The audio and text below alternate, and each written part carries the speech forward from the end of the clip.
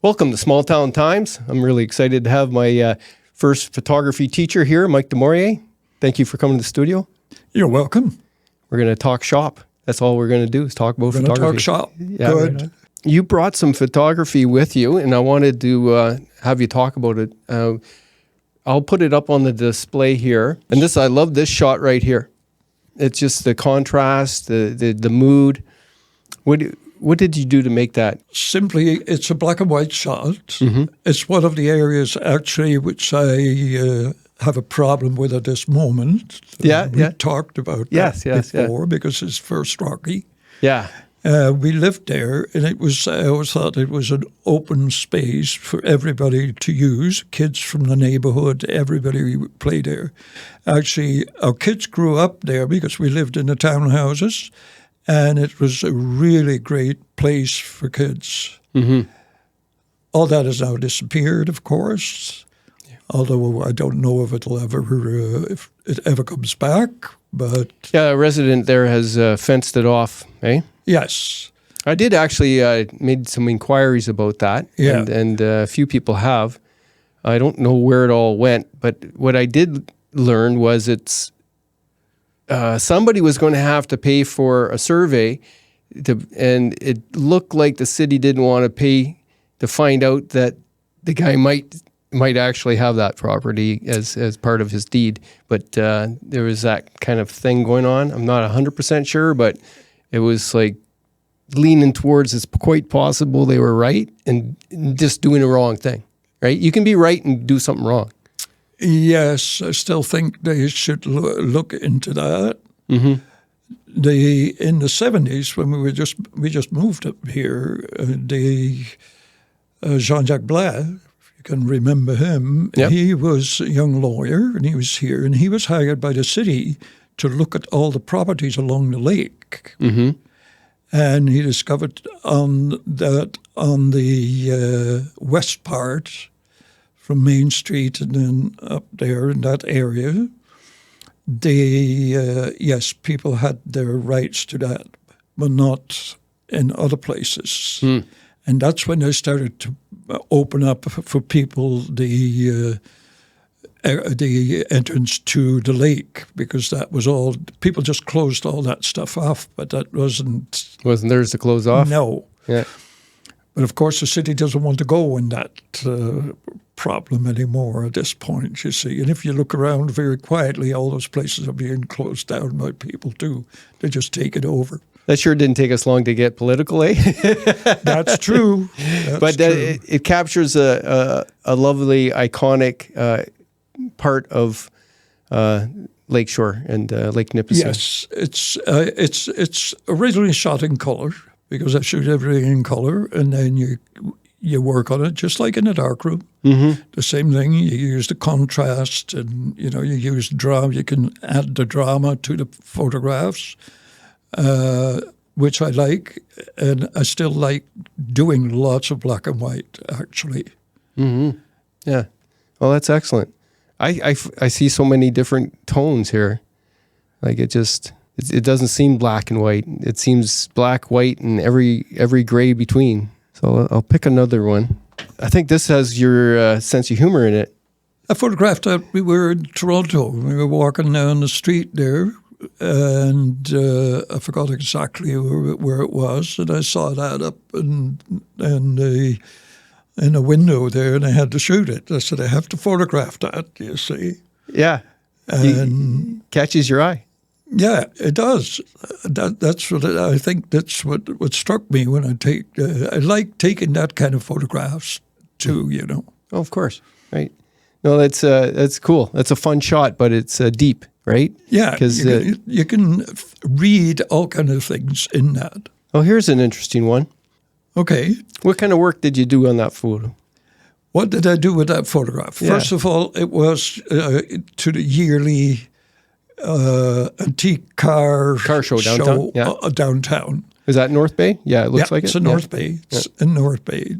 So I go there. I like these old cars and do that, and I photographed it. But I didn't like the background and the whole thing. So I thought, well, it's an old photograph. I'll make it look like an old photograph. Mm-hmm. I shot it with my small camera, and it doesn't. It has, the camera's a great depth of field, but I didn't want that. So what I did, I created a shallow depth of field on there. Mm-hmm. And then what I did, I used filters and, just like you do originally you would do, but I did that in Photoshop and gave it that old autochrome look. It looks new and old at the same time. Yeah. Yeah. Excellent. I like that. And that speaks to how you go beyond the original photo, and the original photo is just the start of the process. Exactly. You look at that. When I look. First of all, when I go and shoot somewhere, I put them all on the computer. But it takes me a couple of days because I have to think about it, and then you start looking at the photographs and say, "What could I do with that picture?" Mm-hmm. And so you start playing, and that's what I enjoy really. You were talking earlier about, the solidarity or the quietness of your darkroom that you work in. You think about it, and that's the same. That's the same when I'm in my little room, and I keep it pretty dark. And then I have on the computer, and then you could, and then you start to think what you can have, and you try different things. Unlike other people, I don't take one shot and just add the layers to it and keep it as one file. I start making different versions of it that I enjoy, and then I pick out what I like and use that for the... I think one of the under-realized, I'm not sure what the right word is, but underutilized part of photography is secondary cropping after your shot. Yeah. And finding the elements in the composition. You can find 4 different photos in a photo. Yeah. If you're really thinking about cropping and design as far as shapes go, right? Yeah. And I think I learned that in your class, and I use that all the time. I think maybe the best part of my one of the strengths of my photography was being able to crop out the unnecessary and focus in on the necessary for that particular story. Exactly. Yeah. And I still do that too. Yeah. Yeah. Like I crop too if I need to, Well, here's a good example. You have a thin horizontal crop on this, and why? It's not a crop as such. What I do is these are panoramic shots, so it's made up of about 3 or 4 different pictures. Oh, okay. I thought you were just cropping out the bottom and the top. All right. No, I do. I make a lot. I like doing that, and then you'll see some other ones in there. And then what I do is I take these pictures, about 3 or 4 pictures. This is that you see there. Okay, right. And that was off McIntyre Street there. Yeah. I recognize one of the. It's gone now. I went back, but they closed it off. I recognize one of the taggers from a bridge graffiti that I shot years ago. I recognize one of the artists. That's wild. Yeah. So you would do that for what purpose? Now, I know you're going to get higher resolution in the different pieces and in different depths of fields and sharpness, right? No, I shoot all the same because I use a small, like I said before, I use a small camera. Okay. Everything is sharp. Yeah, okay. Yeah. Okay. I have that's and that's what I like too. But it's so I like the sharpness, and I know that if I want to put it together, it has to be like that too. Yeah, but it would be less sharp if you're cropping that down from a full frame and you're backing up, right? So you're keeping something there. I love that. That's a great shot. Was that your truck or something? No, that was a truck that was parked there. And what happens here too, of course, if you look at it, it has that tone to it. It has like a brownish, almost a sepia tone in the black and white picture. And I like that too. So it's not too bright all of a sudden, you see. Yeah, this is very colorful, this one, but it actually, where the colors aren't, it is like a old sepia photo. Yeah. So it brings the modern to the old. Yeah. Now this is more of an abstract. Yes, I started to be interested in doing abstract photographs, what you see around you, and I like the textures, the shapes, and everything. It's beginning to look like paintings. Other photographers have done that too. So it goes back to those times, but I like that. And I actually, in the show that I had in Haileybury, that was all the abstract pictures that I had there at the time and with the group. Making art out of rust. Exactly, out of all kind of things. Yeah. There are other things as well. I like the graffiti. I like working with that and so forth. One of my times of the paintings that I enjoy are the American abstractionists.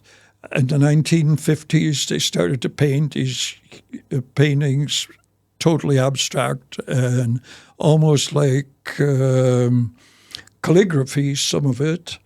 And you try to find that same feeling in your photographs at that point. So that's what I got interested in. Now, we talked earlier about it as well, that way back before photography was painters painting, right? And then the photographers were trying to, do what the painters did. Exactly. And now we seem to be in the same spot again with the technology with computers. Yeah, we do that too. Now, the interesting thing that you get too is that photographers now want to do the old photographs and get the same feeling in there, you see. And you can do that, of course. It's all that creation. Yeah. And there are people in that field. I remember watching a YouTube little film on a studio in San Francisco that used the daguerreographs. So they made the little copper plates and the whole process. No computers involved, they said, except I watched behind them and they had them blown up to large size. So they obviously scanned them or photographed them. But that's what they were doing. They wanted to go back to that old daguerreotype photography. Wow. And so around 1840, they were doing that, you see. Did you ever paint? I did a little bit of painting, yes. I did that, but originally I wanted to do that. My dad was a painter, but my dad didn't want me to be a painter. He probably thought, he's going to be very poor if he's... Yeah. And fathers don't want you to do what they do. There's no two ways about it. I love it. Yeah. And we like going to the galleries and all, and that kind of stuff. Any local painters that you appreciate? Well, I like Dennis Geeden. I like Mike Cucci, although he doesn't paint anymore. But we have, and then Arlie Hoffman. Yeah, he's another one that is a really good painter. Yeah, Mike Cucci does some excellent computer work. Yeah. It's like painting with computers that he does. He works on computers. Yeah. They have a lot of his pieces up at where I was at 176 Lakeshore. So I saw some of his. It's really excellent. The way he presents it. It's like glass and it's printed in a special way. He uses it on metal. That's pretty wild. Yeah. Okay, let's look at one more here. Well, here's one that you capture history. The old store in Commanda. Oh. And they turned it into a museum. When we came here in 1970, it was still a store, a general store. Right. But then, so they turned it into a museum, but it's now closed. I don't think anybody's interested, which is a pity because they restored it and did a really good job on that. So it's closed. I like all the squares of this particular photo structured. Yeah. Like it's like Again, when this picture is a combination of three negatives, of three pictures. oh, no kidding. Yeah. Wow. See, I've never really done much of that myself. I've been just a straight. And it's quite easy to do. You know, it takes a little practice, but in Photoshop, and you can put it together, and it makes it. Yeah, most of my work with photography has been capture it, put it out, move on to the next one quick. That's right. Right? Yeah. Like a factory almost. But my darkroom learning through you was what helped me get jobs for the first couple of newspapers I was with, because I could do everything, right? I could write, layout, and do the darkroom work. And take pictures. Which was the worst thing because I had to do all the work in the darkroom too. That's right. Yeah. But I had a job down in Aurelia, I think it was in 92, 93. And because I was not a bad shooter, and I was a sports guy, and I could do the writing, and I could do layout. When they came to negotiate with the photographer who wanted a raise, they fired him and made me do his work. Yeah. And that was the darkroom stuff. Well, it reminds me of my wife's mother, who had a saying, and nobody knows where it came from, if she made it up or what, but if the more tricks the monkey learns, the more he has to perform. Yeah, it took me a while to learn, but when I got to the nugget and they kept giving me more things to do, I'd screw it up and say, I guess I can't do that. Yeah, that's right. Yeah. Now here's something you captured, an iconic image of North Bay that's no longer there, right? That's right. Yeah. What year did you take the photo of, and what was this farm's name again? Thorns Farm. Thorns Farm. It's right on the corner where I live. And I can't remember exactly what year I took it. I have to look it up. I haven't done that. There's another picture of that in there. Yeah. And the other one I did a couple of years ago.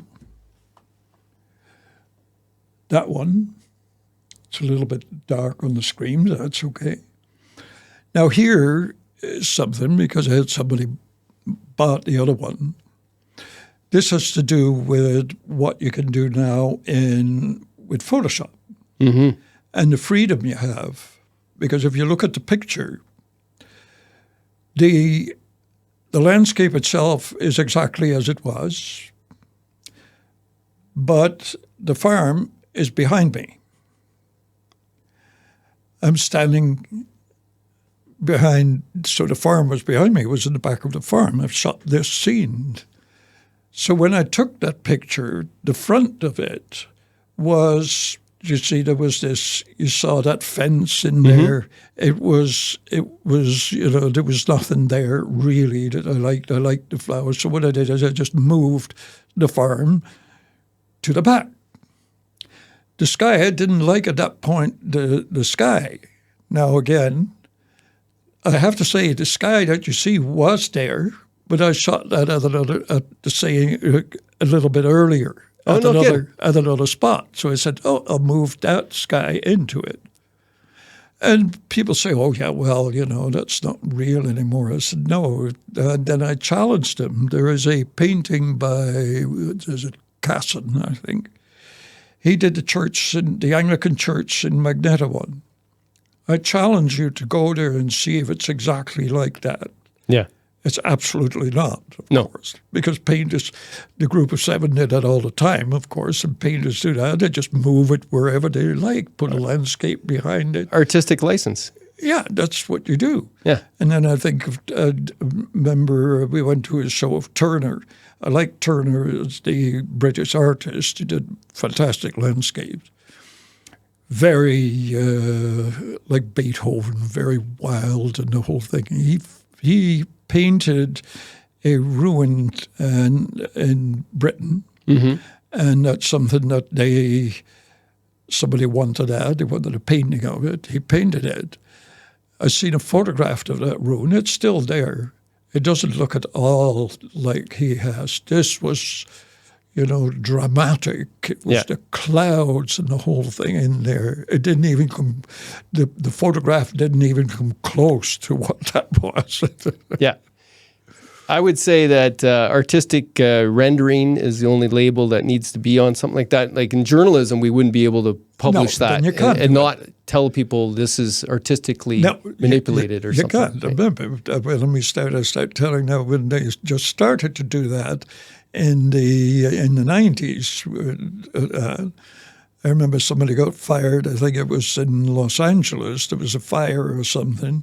Well, it was very dramatic in the paper, but he decided to dramatize it a little bit more, a bit more flames and that in it, and he was fired, you see. Yeah, editors were pretty picky about that stuff.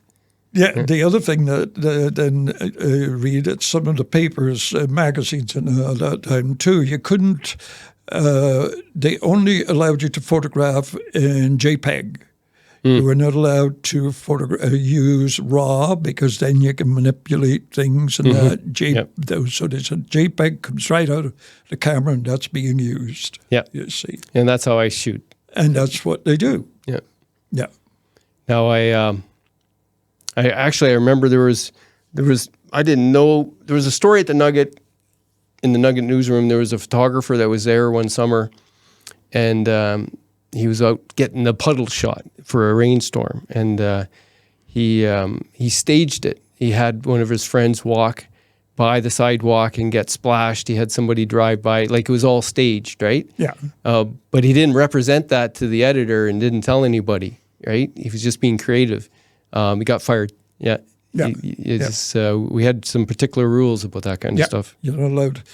Of course, what they do in the big papers, but you can tell they call it an illustration. Yes, yeah. You see, and that's what I say. What happens is with these people that do that, I was talking a little bit earlier about this photographer who does night shots, but he uses daytime pictures. Yeah. And he does a fabulous job with it, but that's illustration. The photograph that I just showed from Thorne's farm, that's an illustration, basically. Yeah. You couldn't sell it as a actual picture of a. Now, when people buy it as fine art, let's call it, then of course you can. But if you want to publish that in a magazine or anything like that, you couldn't do that. You see. I love this photo. The big 503. Yeah, it's your angle, and it's the clouds and the matching tones, and along with the color and the streaks. Yeah, it just tells the story of this beast of a locomotive it's still got power in it, but it's being left to rot. Not using. Yeah. That train should be. I always hear with the museum. And I think the original idea was to bring that engine up there. They should have that at the museum there. Oh, for sure. Instead of they're rusting away. There's one group that's still actually wanting to try to make it back to a serviced locomotive, but I think it's probably too far gone for that now. Well, there's a lot of money involved with, and you'd have to use different locomotive engine anyways, but it certainly would, if nothing else, it needs to be a static display at the museum other than where it's at. Yeah. It's a shame. That's where it should be, you know. That was the front. I had a photo that I took, and I had a graphic artist manipulate it for my first magazine cover back in 2019, September, for the A Bit of the Bay magazine, the previous magazine. And so I love this photo. It's really, that's a iconic North Bay image. Yeah. Might end up using that sometime for a story again. I'll right on. Now, did you do anything special with that photo? That one? Yeah. Yes, it's black and white with some color in there as well. Yeah. Yeah, you left some of the color. Just to give it some more drama in there. Yeah. Well, But Yeah, it's one it's of the my composition of the photo is the It's strength one of my this one. favorite pictures, that one. Is it? Yeah, I love that picture. I like trains. Yeah. Yeah, we went to, what was it, Stranded in the U.S. And last year,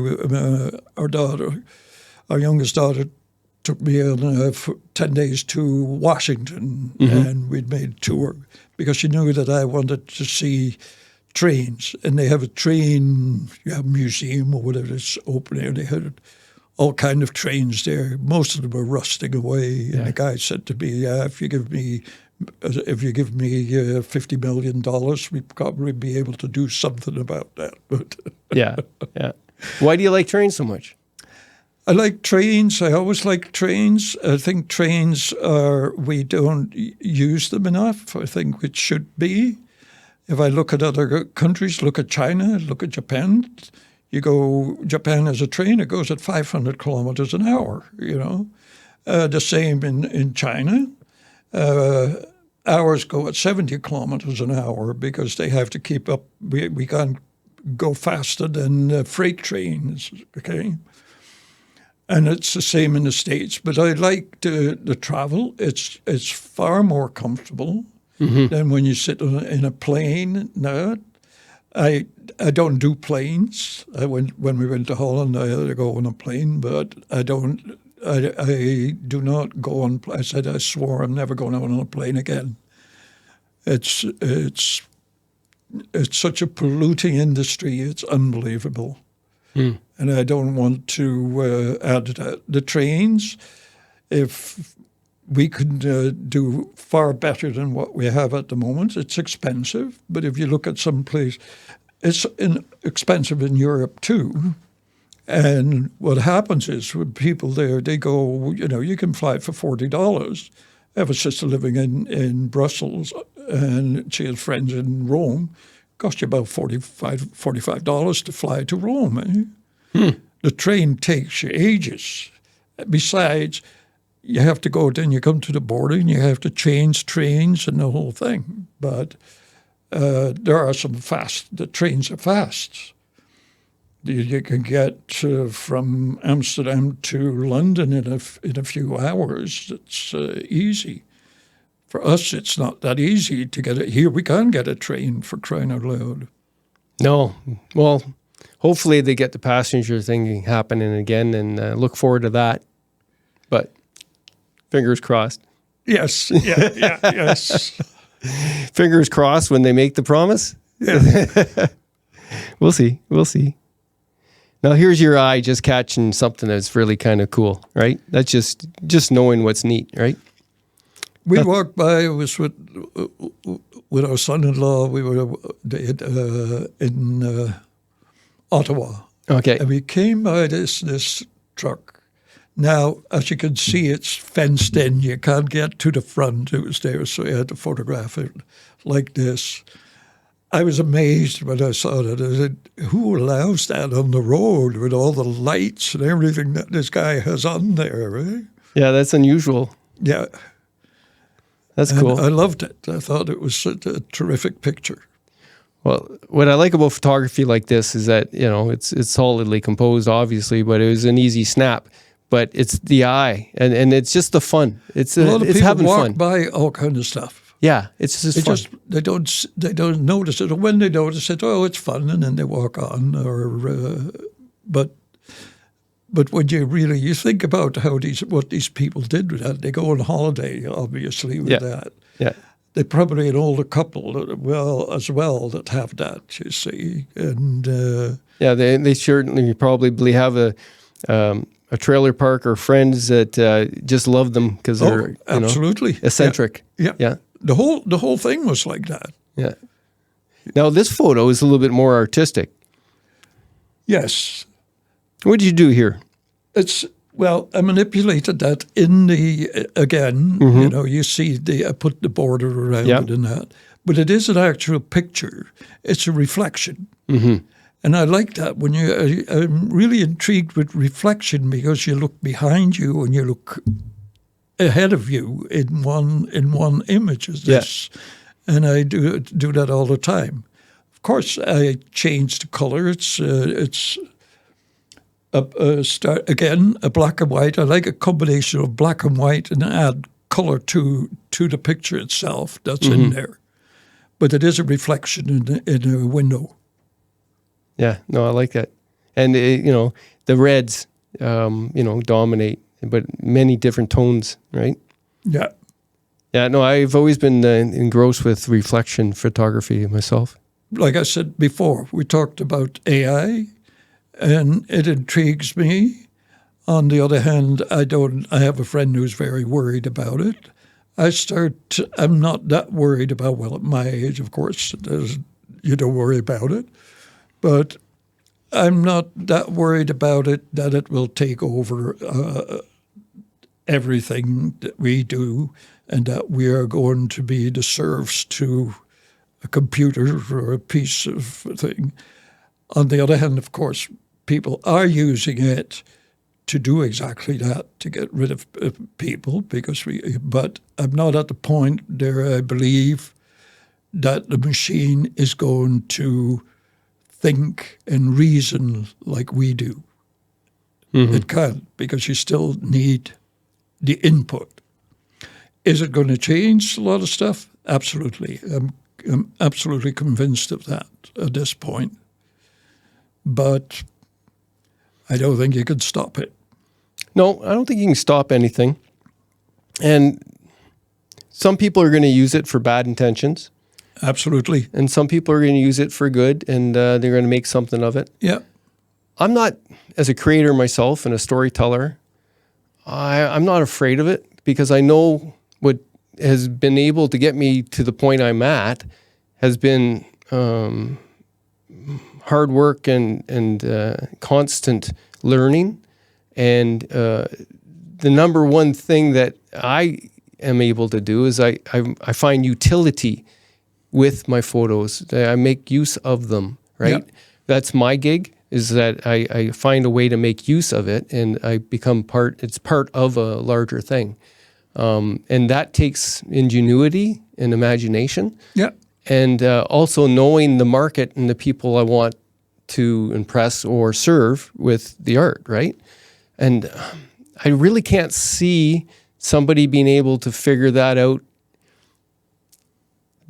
without, if anything, I'll be able to do that with the AI. I could use AI as a tool, just like every other tool. Exactly. Right? That's what I feel. So everything I know and so far plus AI. Yeah. And if I can't figure out a way to make that work, well then, it makes certain things easier too. Could. Yeah, it could. You see. Yeah.